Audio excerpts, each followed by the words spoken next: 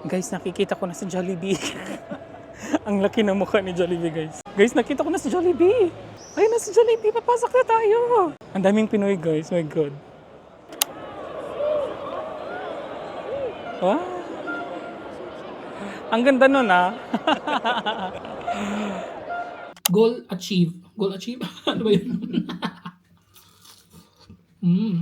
So in future you don't need to go back to the Philippines. Bologna. Milan. Nine. Good day. It's another day. It's another traveling day. Yes, everybody. Partner is driving. Who else? Who else? And maybe you are wondering bakit kami in the car and driving to somewhere, and even if we don't have already a car. Oh, charot. Yes, we bought a new car. Charot. Charot lang, guys. Oy. Hindi. Good morning, everybody. Good morning, Frankfurt. We're still in Frankfurt. We're still in Germany, of course. Yes, good morning, good evening, good afternoon. Oh, ano ba? Paano ko ba ito sisimulan? Kasi ang daming ganap, charot. This will be our first travel outside of the country of this 2025. We will go to Italia. Hello. We are coming. We will be traveling to Italy for 2 nights and 3 days. And for what reason? For what reason? For my favorite fast food in the world. Hi, Jollibee! See you very, very soon. Yun lang ang pupuntahan namin doon sa Italy. Ang Jollibee lang naman. Kita nyo na sa title kung saan tayo pupunta, guys. We will be traveling to Milan. This is not our first time to Italy, but our first time to Milan. I mean, for me. For you, you've been there already, right? Milan, yeah, one time. Yes. So, second time na ni partner, long time ago. And for me, this will be my first time in Milan. 2019 ata yung guys, nagpunta kami ng Rome. Nagrenta kami ng car, guys. Bakit kami nagrenta ng car? Bakit namin binenta yung car namin? Di ba, nagrenta? Well, anyways, guys, in another vlog na natin yun, i-explain. Basta nagre-rent lang kami ng car to Italy. Yes! And excited because first time namin for this year na nag-travel kami outside of the country. Social dahil we will be having our Jollibee, International Jollibee talaga siya, guys. Ang layo pa natin, guys. How many hours to Milan? 9 hours? Yeah. 9 hours pala, guys. Oh. I thought it's like 7 hours or... Yeah. Maybe 8 hours. Yeah, maybe. So, thank you. Yeah. Diba?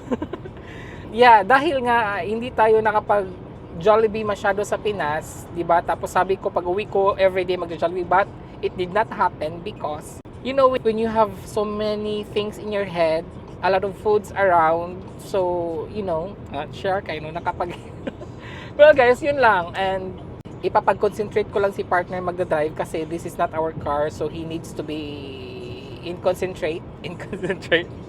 So ayun guys, we'll see you pag nag-ano na tayo. Kasi magsa-stop over kami po para lang, 'di ba? Kasi it's very long drive. See you in our first stop over.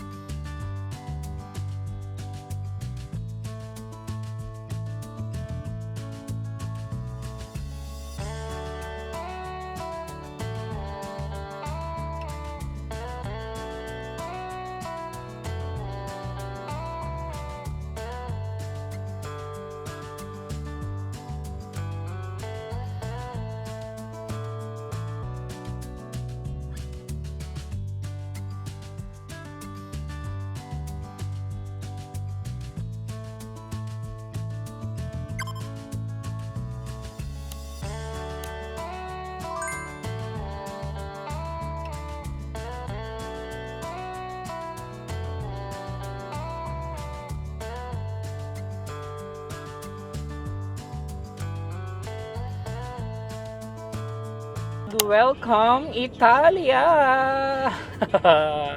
Welcome to you. Welcome. Good night. Welcome to me. Welcome to everybody in Italia. Ha? Atoy. Atoy. Kakalagpas lang natin guys, dumaan tayo sa Switzerland. As you can see sa ating mga video clips, meron tayong mga few videos from the Switzerland kasi dumaan nga tayo sa Switzerland. And now we are in Italy. Walang ano guys, walang passport control. Diretso-diretso lang kami. And our goal is to Milan. So it will take maybe around 1 hour, right? Yeah. So mayroon pa tayong mga 1 hour. Probably a little more. Yeah. Depends on the traffic. Yes. Depende sa traffic guys. Pero we are on the way to Milan. And we are in the hotel, everybody. Ang tagal namin. Naghanap talaga kami dito sa hotel na to. Ang hirap niyang hanapin. Ang hirap talaga niyang hanapin. Buti na lang, meron kaming nakita dun sa daanan. Pinoy siya guys. Buti na lang din. Pinoy siya. Lumapit siya sa amin. Tapos sabi niya, if do we need help? Tapos sabi niya, Filipino. Sabi ko, opo, Filipino. Filipino ka din.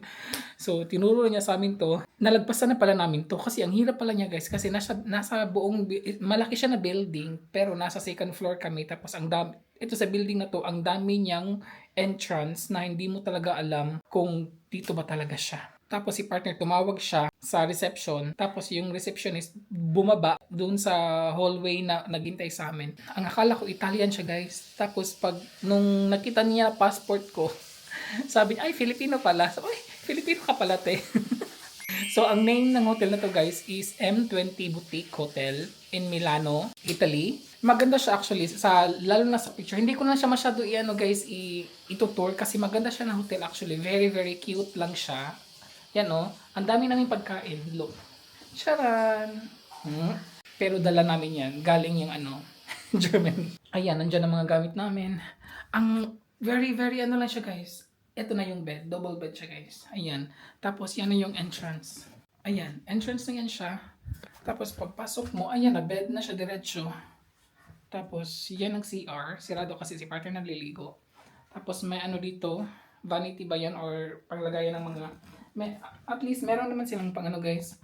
Meron silang pang coffee maker, hot water maker. Tapos, may mga silang mga complementary mga complementary something. Tapos, may TV dyan na nakasabit. Yan lang. Very, very cute. Maganda siya guys actually. Ang linis, ang bango. Pagpasok namin, ang hallway, ang ganda ng hallway guys. Ipapakita ko mamaya ang hallway. It's very nice, very cute. Ang problema lang dito is parking space. Wala silang parking space. Tapos wala silang coordinated na parking space or parking house. So kayo maghahanap private. So anywhere. So ang layo ng na parkingan namin ng aming auto. Hindi aming auto, yung auto na narentahan namin, ang layo. Tapos pabalik-pabalik kami dito sa building na to kasi hindi talaga siya makita kung kayo sa cellphone, yung kung mag-Google Map kayo, ang hirap niyang hanapin. Actually, hindi siya mahirap hanapin actually, pero lang talaga siya, kailangan mo lang talagang magbasa-basa kasi hindi mo siya mahahanap. Yung hotel na M20 Boutique Hotel, ang liit lang niya guys, very maliit na. I think nasa doorbell lang siya. Titingnan ko mamaya sa baba kung paano siya na basta ang liit lang siya, nasa doorbell lang siya, magdo-doorbell ka pa. Ayun. Anyway, so ayun guys. Pahinga lang kami ng konti and then kasi it's already, parang nakaorasan na, pero it's already 6 p.m. And then lalabas na kami kasi magdi-dinner. Hahanapin namin yung Jollibee. Magda-Jollibee kami for tonight's dinner.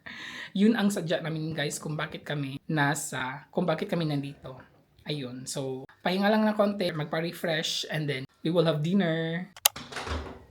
Ayan po ang hallway ng hotel. Ito po ang main court. Ang ganda. Every labas ng room ay ganyan. Tapos ganyan.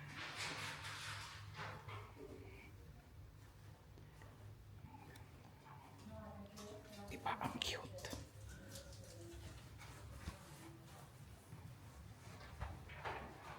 It's 7 p.m. na dito guys. At lumabas kami kasi naghahanap kami ng dinner.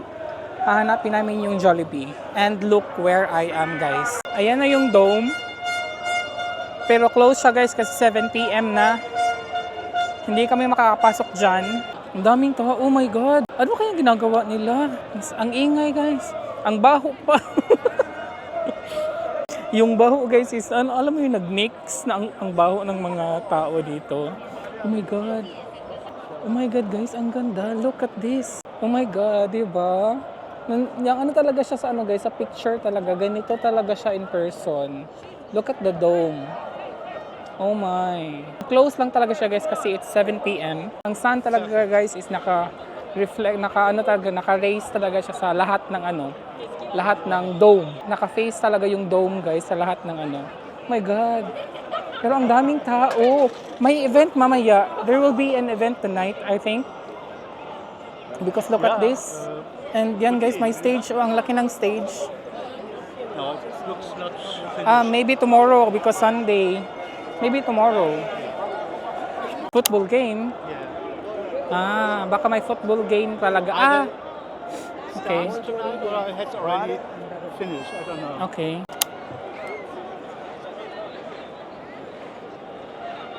At ang ganda ng dome, my God.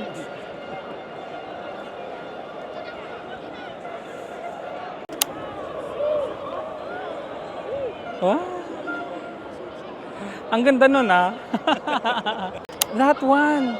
Yeah. The gallery. Oh. Dyan ko gusto pa. Sunday. No, it's open. They're open Sunday. Yeah? Yes. Gusto kong pumasok dyan guys pero hindi ngayon because it's full of people there. Daghan nagtao guys. Grabe. Daming tao.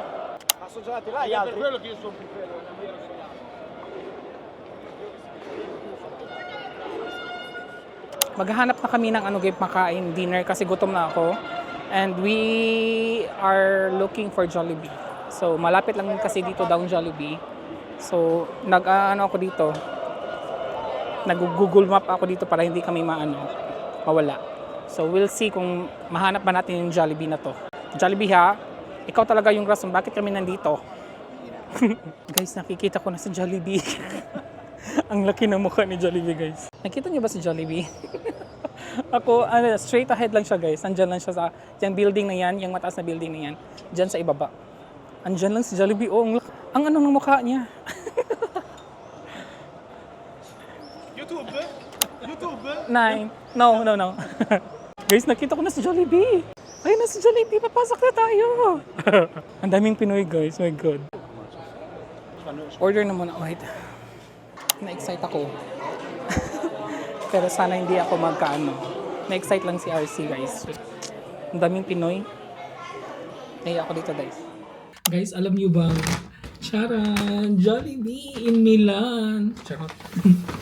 Guys, nag-take out kami kasi ang daming tao doon. You know, dinner time. Sabi ko mag-take out na lang tayo. At may rice pa talaga sila, no? May rice talaga sila, guys. They have gravy. Nag-extra order kami ng Pepsi. Si partner, he will eat if hindi ako nagkamali guys, wala kaming french fries. Nagkamali ako yung clip, yung pinut-pindot nila. Sis to? Kain po, miss. Nee, du hattest Reis angeklickt. Yeah. Das ist doch gut. Is to this, Wala silang dito guys. Ang late na. Okay, good. Resourceful si RC guys. Kaya, ito kay partner. Iyan kay partner. Dankeschön. And then ito sa akin. Ito lang gagamitin kong plato ko for the rice. Yeah. Mukbang in Milan. Jollibee mukbang in Milan. Socialan, di ba? May gravy. Ang cute na. Ang ganda ng nila packaging. Ang ganda ng packaging ng guys. Uy. Yes. Try ko muna first na walang guys gravy kung there's a difference. Alam no? First ko talaga to.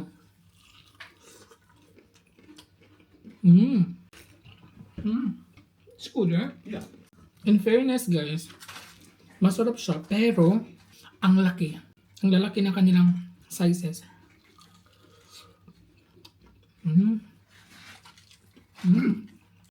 Now with the gravy.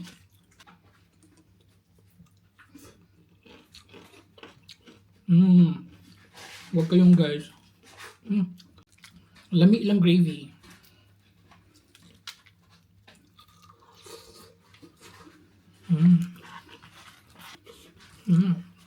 Napay rice Yeah. I feel like I'm in the Philippines. Yeah. Oh my God. Goal achieve. Goal achieve? Ano ba yun? So in the future, you don't need to go back to the Philippines. What? What? To Colombia. Milano. Nice. Oh, Ayun na yan guys. Ako ang mag-ubos nito. Oh my God. Ang dami pa naman. Ang lalaki ng sizes guys.